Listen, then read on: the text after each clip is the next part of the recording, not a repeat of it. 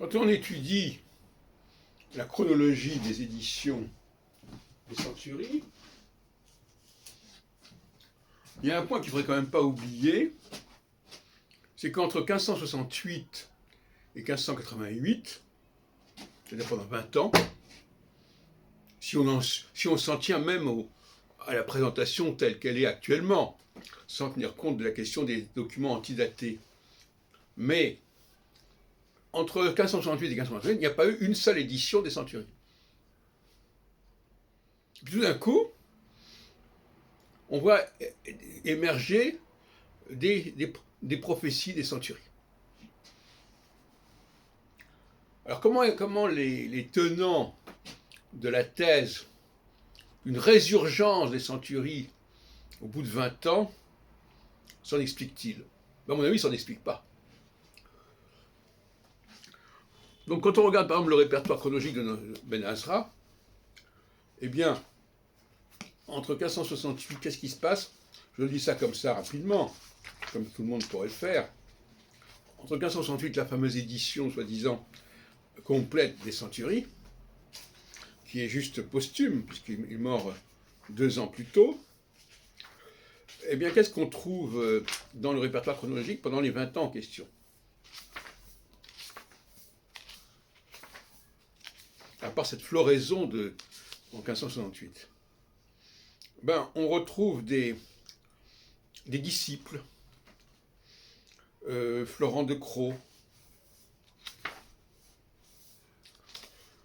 on retrouve un Crespin, un Antoine Crespin.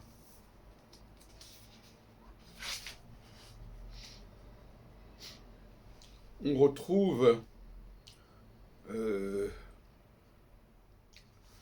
des présages trouvés dans la bibliothèque du défunt. Très intéressant, ça, d'ailleurs. Ce concept très intéressant parce qu'à mon avis, c'est comme ça qu'on a finalement présenté les choses. Des choses qui sont retrouvées dans la bibliothèque, qui n'avaient pas été publiées. Je connais que dans un deuxième temps qu'on a dit, oh ben non, tant qu'à faire, autant que ce soit paru de son vivant. Alors, qu'est-ce qu'ils ont trouvé d'autre? Il y a beaucoup de Crespin.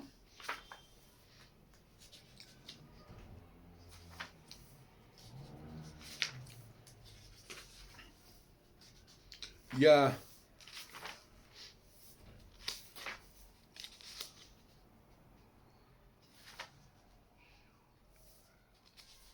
on pourrait presque dire que quand on regarde tout ça, il n'y a que du Crespin. Sauf que le répertoire chronologique nostramique est tout à fait incomplet. Parce qu'il ne s'intéresse qu'aux textes qui se réfèrent expressément à Nostradamus. Et il ne tient pas compte notamment des vignettes. Or, les vignettes nostradamiques, elles vont apparaître dans la production, par exemple, d'un Colonie. J'ai fait des articles à ce sujet, je vous y renvoie. Et donc, il y a aussi, bien sûr, des quatrains qui sont le fait d'autres auteurs, dans l'imitation, non pas des Centuries, mais des quatrains des almanachs de Nostradamus. Et, par conséquent, il y a un mythe Nostradamus qui est entretenu, mais qui n'aboutit pas immédiatement à ce revival, c'est-à-dire véritablement la soi-disant réédition des Centuries des années 1557, et après des Centuries posthumes. Alors, je ne vais pas rentrer dans les détails, tout ça. On mélange ici le vrai, le faux, les pseudos, etc. Bon. Enfin, il y a un corpus global qui est comme celui-ci. Et la thèse que je soutiens, c'est qu'en réalité, aucune édition des Centuries n'est parue avant le milieu des années 1580, notamment avec la crise dynastique liée à la mort du dernier frère d'Henri III, du duc d'Alençon, en 1584.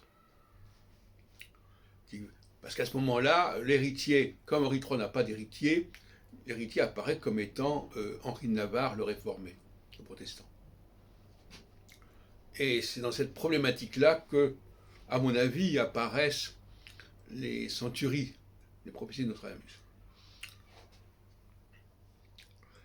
Et d'ailleurs, j'ai montré que chez Crespin, il y avait des attaques anti-juives dans certains de ses ouvrages des années 1570, et que ces attaques anti-juives, notamment à propos de la synagogue, on les retrouve dans les centuries. Et ça, on n'a pas fait très attention à ça. Parce que Nostradamus était comme d'ascendance israélite. Et bon, on voit bien qu'on a emprunté à Crespin. Mais en même temps, on va le présenter comme celui qui a emprunté à Nostradamus. Notamment dans les prophéties à la puissance divine, qui sont une contrefaçon.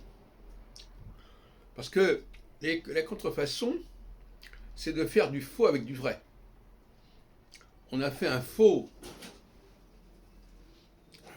du pavillon, Couillard du pavillon, à partir d'un vrai Couillard du pavillon. On a fait un faux Crespin à partir du vrai Crespin, etc. etc.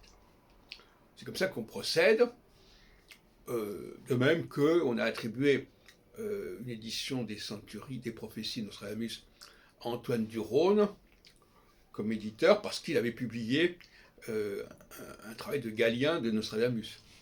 Il y a toujours quelque chose comme ça qui est utilisé. Hein. Il y a toujours une part de vraisemblance qui est maintenue, qui est préservée. Et souvent d'ailleurs avec beaucoup d'erreurs. Parce que, comme j'ai dit à plusieurs reprises,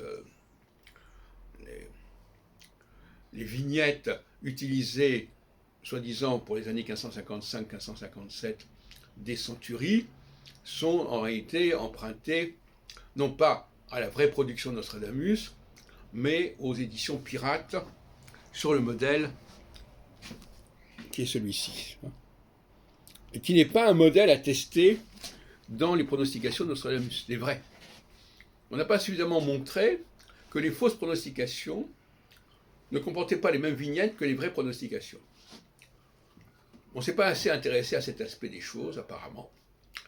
Et c'est bien dommage parce qu'on aurait évité énormément de débats un peu vains.